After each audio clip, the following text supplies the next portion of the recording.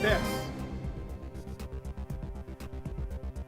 Welkom bij Extra Journaal. Fijn dat u weer kijkt. Het belangrijkste nieuws voor u op een rij gezet. En het belangrijkste nieuws vandaag in de Extra is het feit dat er een stille aanpassing in het statuut heeft plaatsgevonden.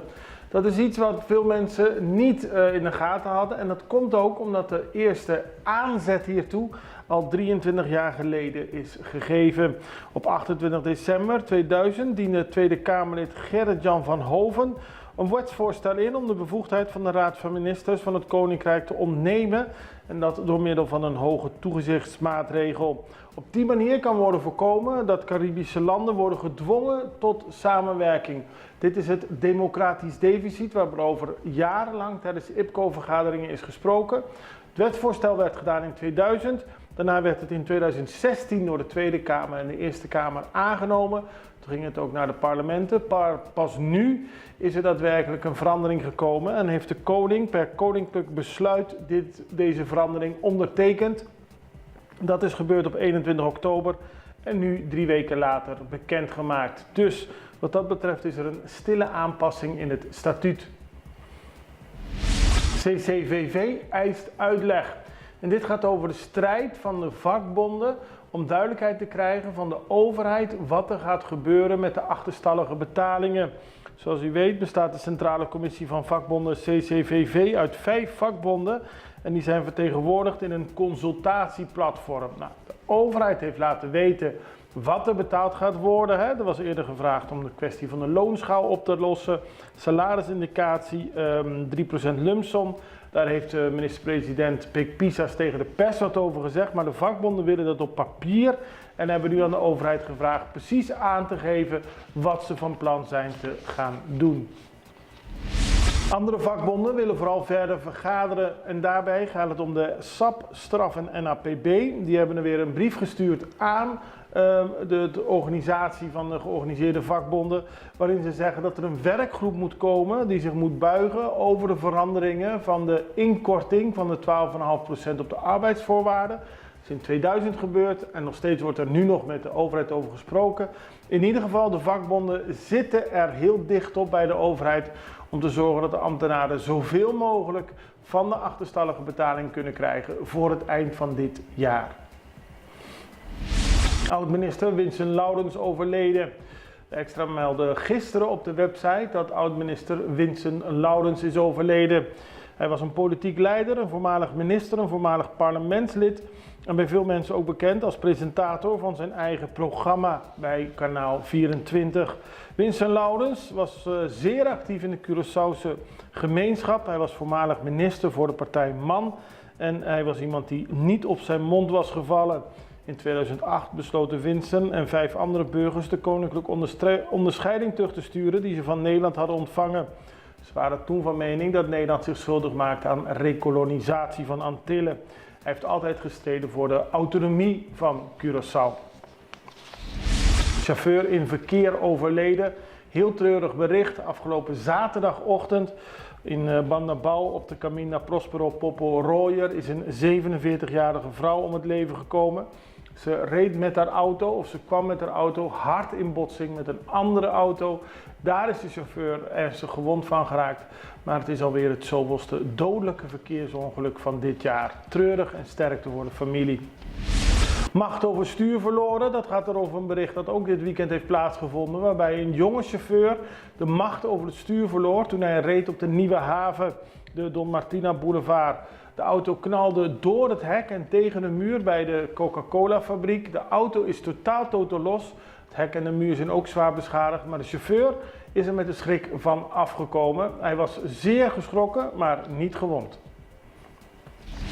Kerkerieben in Den Haag. En dat gaat over een bericht waarbij de Vereniging Medici van de Antillen en samen met de stichting We Connect een Kerkeribienmiddag in Den Haag hebben georganiseerd. Daarbij kwamen Caribische werkgevers van de eilanden, studenten, professionals en betrokkenen uit de zorg- en welzijnssector bijeen.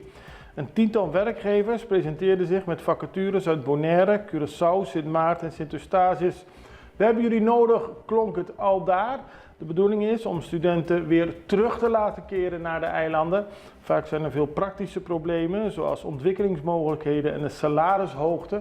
Maar in ieder geval hebben de werkgevers gezegd veel te willen doen om te zorgen dat er veel Antilliaanse studenten terugkomen naar Curaçao en de andere eilanden om daar te werken in de zorg- en welzijnssector. Even reclame, zijn we zo terug bij meer nieuws. Si bono sapa king ni pa quanto gente botingo hasi compras, bon por hasi compras bon ni presupuestate fin di luna. Untasina? Bota risca di gasta 100 comprando di menos di algo esencial y di más di algo innecesario.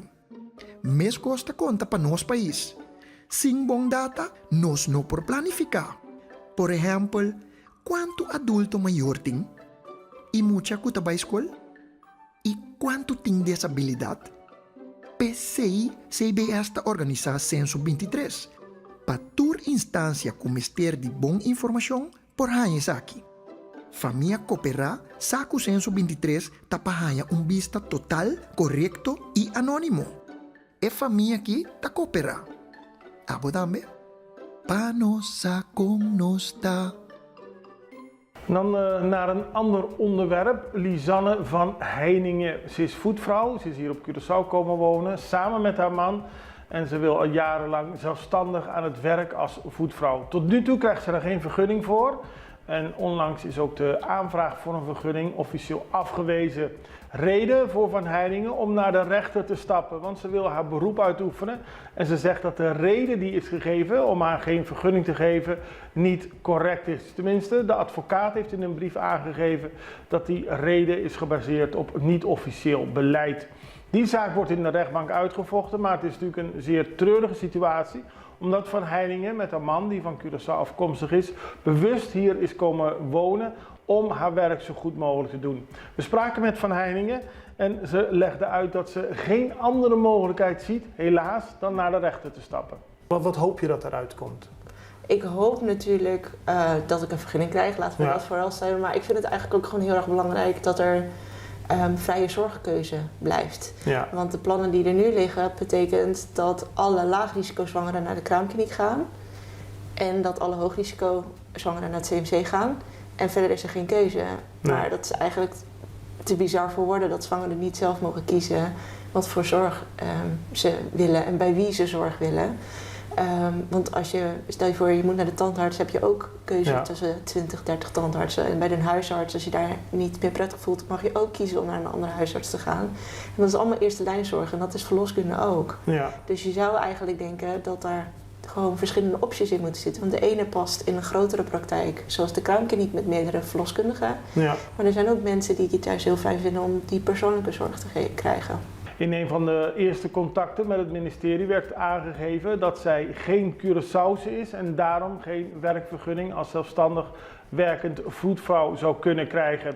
We spraken met Van Heiningen daarover. Is dat vervelend om te horen? Ja, tuurlijk is het vervelend om te horen. En, maar ik kan daar nog een soort van inkomen dat ik denk, je wilt graag dat de mensen die van hier komen als eerste maar er is niemand. Nee. Er zijn op dit moment buiten de verloskundigen die in de kraamkliniek zijn en de verloskundigen die al vrij gevestigd zijn, die hebben al heel lang hier hun plek. Maar ja, dat begint ook steeds minder te worden. Er zijn er steeds minder over. Ja, en dat willen ze dus dood laten bloeden. Maar ik snap heel goed, weet je, als hier een Curaçao is, natuurlijk wil je die hier aan de bak hebben. Maar op dit moment zijn die er niet. Ik ben wel hier met de kennis en de ervaring die ik heb en de wil om mensen te helpen op een hele fijne manier. Want je hebt al, voordat je hier kwam, heb je al in Nederland gewerkt als verloskundige. Ja. Heb je meneer Kelly, Sylvain Kelly, de inspecteur van gezondheid, gebeld? Of de minister van Gezondheid, Javier Silvania? Getracht, maar niet, geen reactie gekregen. Alles gaat via de heer Plantijn. En de stap naar de rechter is dus eigenlijk een stap. Er is geen andere mogelijkheid meer? Er is geen andere mogelijkheid. We hebben in mei 2022 onze vergunning ingediend. Daar hadden we elke keer regelmatig contact over gehad. Vervolgens vorig jaar ergens een keer een brief via de advocaat laten sturen om een reactie te krijgen. Toen niet gehad. Is het eventjes blijven liggen. Hebben we wel blijven bellen en mensen contact opgezocht bij mensen.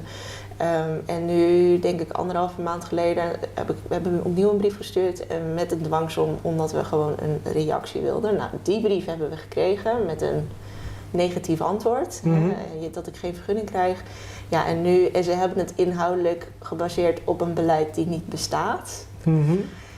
Officieel. Het kan wel een beleid bij hun zijn, maar hij is niet officieel gepubliceerd. Dus toen hebben we besloten om naar de advocaat te gaan. Maar het liefst wil je gewoon aan het werk? Ik wil gewoon aan het werk. Ik vind het helemaal niet leuk. Ik wil het liever op een hele andere manier doen. Dat is ook de reden dat ik niet meteen na 3 maanden dacht... Oké, jongens, jullie tijd is voorbij, we gaan nu een rechtszaak starten. Dat is helemaal niet wat ik wil. We houden deze situatie natuurlijk in de gaten voor u om te kijken hoe zich dit ontwikkelt en wat de argumenten zijn van het ministerie om geen vergunning voor een vrije werkvergunning te geven. U begrijpt wat ik bedoel. Dit was Extra Journaal. We zijn er morgen weer met meer nieuws. Ik hoop dat u dan weer kijkt. Het allerbeste. Tot ziens. Dag.